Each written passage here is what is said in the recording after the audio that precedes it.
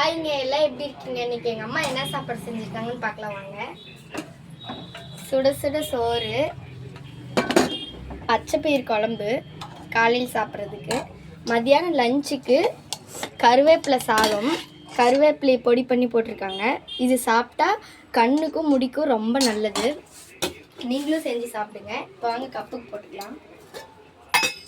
இது எங்கள் அண்ணனுக்கு.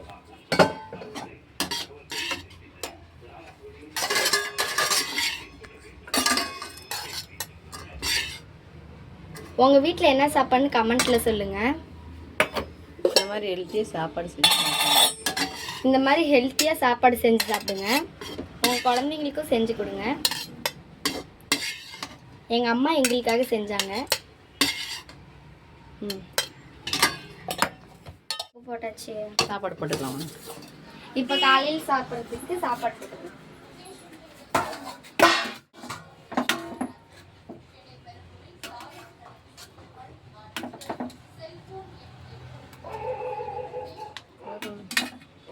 நான் காலையில் ஜூஸ் குடிச்சதுனால கம்மியாக தான் சாப்பிடுவேன்.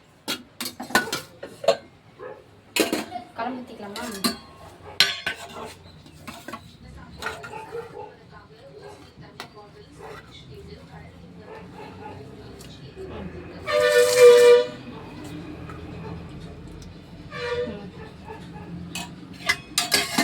வாங்க போய் எங்கள் அண்ணனுக்கு கொடுக்கலாம்.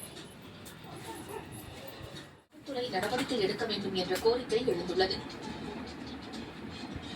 பீகாரின் பாட்லிபுத்திர இளைஞர்கள் ரயிலை சிறைபிடித்து போராட்டம் நடத்தினர். பீகார் காவல்துறை தேர்வு நேற்று நடைபெற்ற நிலையில் தேர்வு மையம் செல்வதற்காக ரயில் ஏற காத்திருந்தவர்கள் ரயில்கள் வர தாமதமானதால் ஆத்திரத்தில் அதன் மீது கற்களை வீசினர்.